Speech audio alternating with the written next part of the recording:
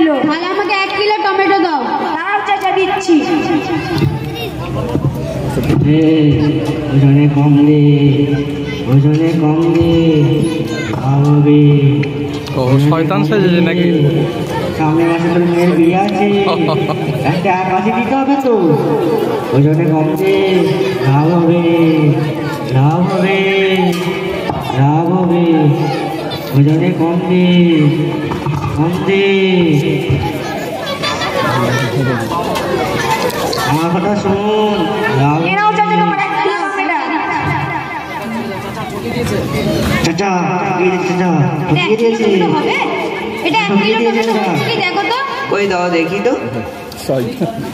ঠকিয়ে দিয়েছে। না না, এই 1 কিলো টমেটো হতেই পারে না। এইসব চালা, এটা তুমি আরেকবার ওজন করো। আরে ভাই, তোমাদের সামনেই তো ওজন করলাম। ঠিক আছে, তুমি আরেকবার ওজন করো না। করবি না। একটা মাল বারবার ওজন করবো না, আমাকে আরো অন্য জায়গায় যেতে হবে। কি গো, তুমি তো বললে 1 কেজি টমেটো 20 টাকা, কিন্তু তুমি ওজন অনেক কম দিচ্ছ। এই সবজি আলা, এই কি ধরনের ব্যবসা তোমার? না না, তোমার থেকে সবজি কেনাই যাবে না। টমেটো বেরোচ্ছে, এবার চুপচাপ বাড়ি চলে যাও। কি চুপচাপ বাড়ি চলে যাও? তুমি তোমার টমেটো ফেরত দাও, নাকি না টাকা ফেরত দাও? এই তুমি বেশি কথা বলো না, মার খেয়ে বাড়ি যেতে হবে কিন্তু।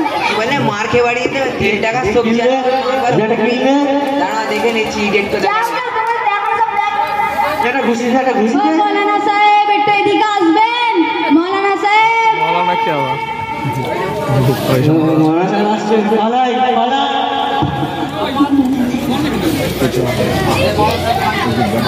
আসসালামু আলাইকুম ওয়া রাহমাতুল্লাহি ওয়া বারাকাতুহু। ওয়া আলাইকুম আসসালাম ওয়া রাহমাতুল্লাহি ওয়া বারাকাতুহু। কি হয়েছে ভাই? দেখুন না মৌলানা সাহেব, এই সবজিওয়ালা রাস্তাতে যাচ্ছিল এবং 1 কেজি টমেটো 20 টাকা বলে হাত দিচ্ছিল। তো আমি টমেটো নেওয়ার জন্য তাকে ডাকলাম, কিন্তু সে আমাকে ওজনে অনেক কম দিল। তখন আমার ওই ভাইপোটা তাকে বললো, এ সবজিওয়ালা, এ কি ধরনের ব্যবসা তোমার? না না, তোমার কাছ থেকে টমেটো নেওয়াই যাবে না। এ বলার সাথে সাথে এ আবার আমাদের মারার হুমকি দিচ্ছে। এখন আমরা কি করতে পারি আপনি বলে দিন। আচ্ছা ভাই, আপনার নাম কি? আমার নাম কেন কি আছে? আব্দুল্লাহ। দেখেছেন মৌলানা সাহেব কেমন ব্যবহার সবজি আলার? মাশাআল্লাহ, আপনার নাম তো খুবই সুন্দর। তো আপনি তো আল্লাহর গোলাম, তো আপনি এভাবে মানুষকে ধোঁকা দিচ্ছেন কেন? আপনি জানেন না নবী সাল্লাল্লাহু আলাইহি সাল্লাম কি বলেছেন? কি বলেছেন ভাই? নবী সাল্লাল্লাহু আলাইহি ওয়াসাল্লাম বলেছেন, মান ওয়াসতা ফালাইসা মিন্না, যে ধোঁকা দিল সে আমার উম্মত নয়। অতঃপর কোনো মুসলমানকে ধোঁকা দেওয়া উচিত না। আচ্ছা মৌলানা সাহেব, আমি খুবই লজ্জিত, আমি আর কাউকে কখনো ধোঁকা দেবো না। তাছাড়াও মানুষকে ধোঁকা দিয়ে ইনকাম করলে সেই ইনকামে কোনো বরকত হয় না।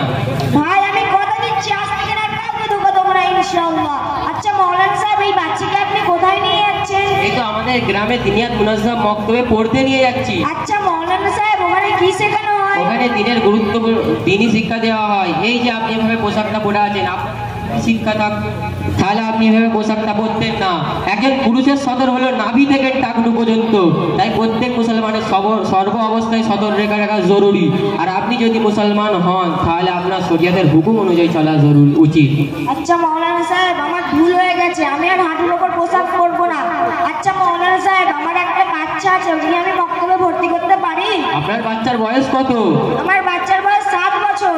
আমাদের মক্তবে 6 বছর বয়স থেকে ভর্তি নেওয়া হয়, আপনি চাইলে ওদের ভর্তি করাতে পারেন। আচ্ছা মৌলানা সাহেব, আপনাদের মক্তবে কি কি শেখানো হয়? আমাদের মক্তবে প্রতিনিয়ত যদি 1 ঘন্টা করে দিনিয়াত ক্লাস করে, আপনার বাচ্চা দিনের গুরুত্বপূর্ণ ও মৌলিক বিষয় জানবে, যেমন কোরআন, হাদিস, আকাইদ ও মাসাইল সম্পর্কে, মাসাইল ইসলামিক তারবিয়াত সম্পর্কে জ্ঞান অর্জন করতে পারবে ইনশাআল্লাহ। আর তাছাড়াও প্রত্যেকটা বাচ্চা যেন এই মক্তব দিনী শিক্ষা শিখতে পারে, তার জন্য সমস্ত গার্জেনকে সচেতন হতে হবে। আমরা সকলে এদের সঠিক দিনের শিক্ষা দিলে দিনের উপরে চলা সহজ হবে। আমরা সকলে নিয়ত করি আমাদের সন্তানকে এই মক্তবে পড়াবো। আচ্ছা মৌলানা সাহেব, আমি আমার নাতিকে ওই মক্তবে ভর্তি করতে চাই।